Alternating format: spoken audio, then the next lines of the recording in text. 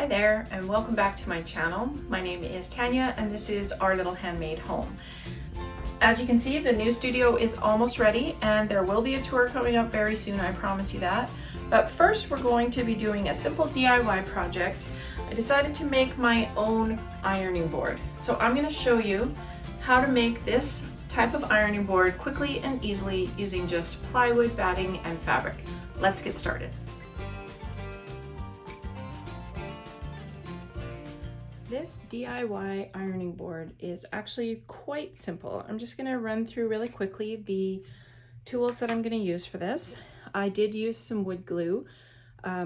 Yesterday I decided to put glue in between my two sheets of plywood.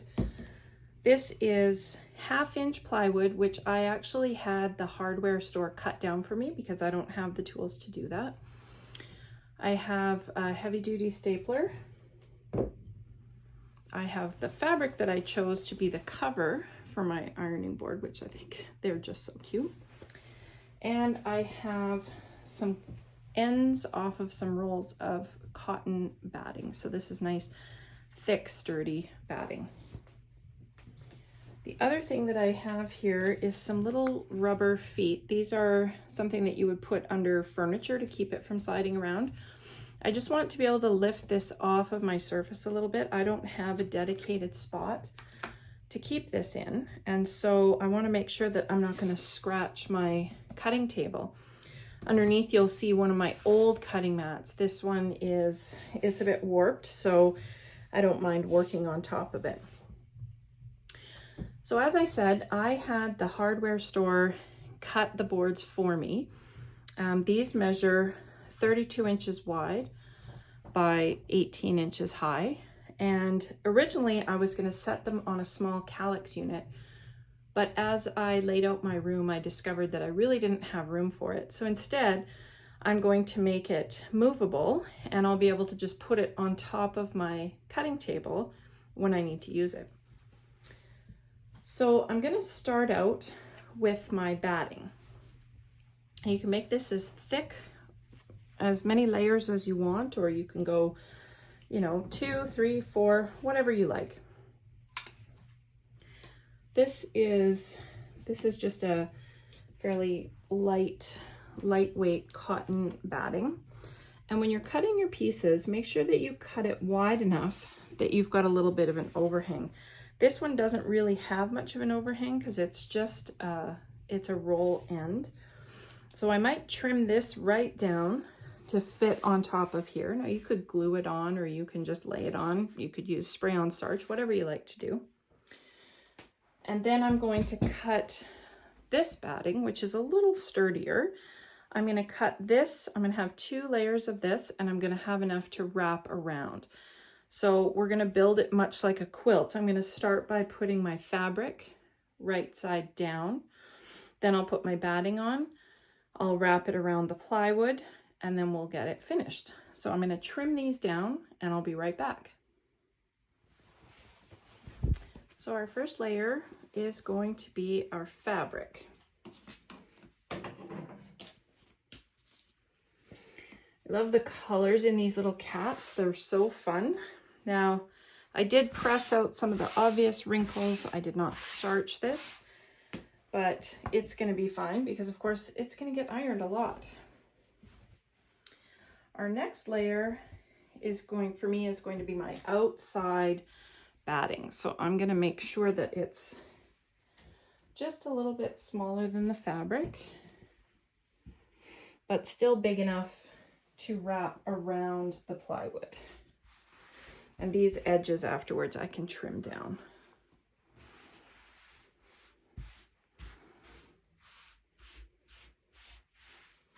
Get that good and smooth.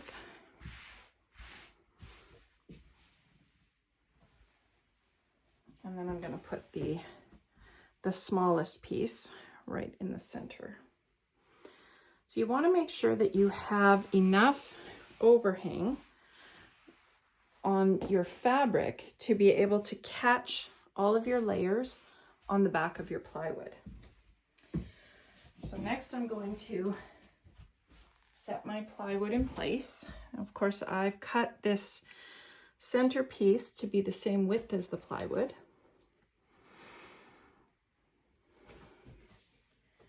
And the edge of my fabric is over here, so we're good there. This is going to wrap around, this will wrap around that, and the fabric will wrap on top of that. If you want, you could cut off these ends. I'm going to just leave them. Now at this stage, I'm just going to put a couple of staples in my first layer of batting, just to hold it in place.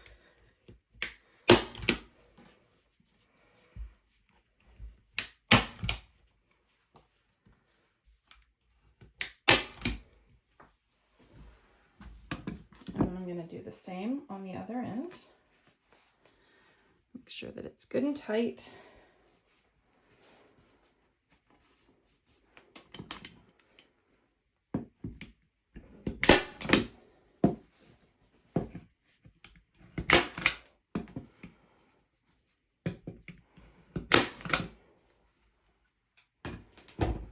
Okay, and then you can flip up your plywood to make sure that it's flat, which it is. And then from this end, I'm going to do the same thing with the next layer of batting.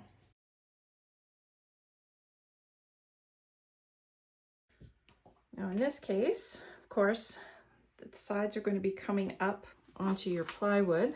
So I'm just going to fold that over. I'm going to bring it up nice and tight.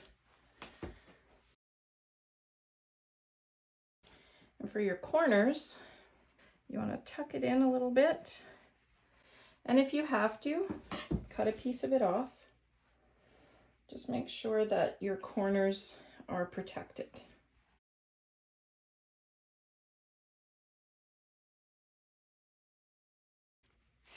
You can cut some of the bulk out of your corners so that when you're ironing, your board is going to be fairly flat.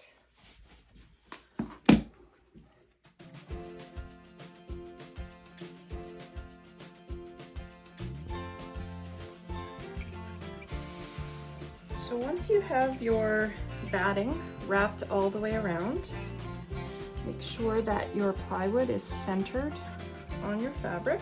Make sure it's straight.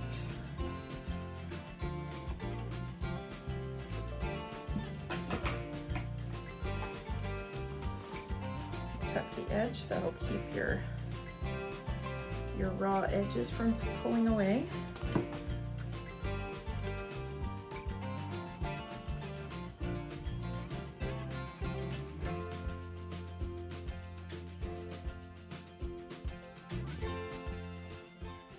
So once you have your fabric stapled on, flip it over, make sure it all looks good, make sure it's level, and then I'm just going to put some feet on the back in order to make sure that it's not going to be sliding around on me. So as I said, I have these little furniture feet that are designed to keep it from slipping, and I'm just using small finishing nails.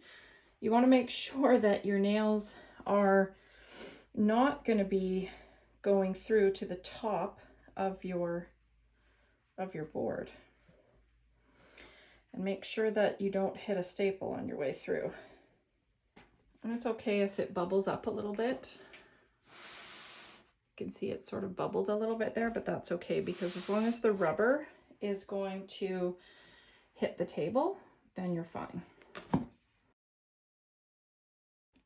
That will also help to hold your batting and your fabric in place, just in case one of your staples happens to let go, which can happen. It's sturdy, it's level, and it's not going to go anywhere. It's perfect for pressing out your quilt squares. I hope you enjoyed today's project. Thanks again for tuning in. Any links that I have for you are going to be down below in the comments. Be sure to tune in again next week when I am finally going to have my studio tour. I'll see you then.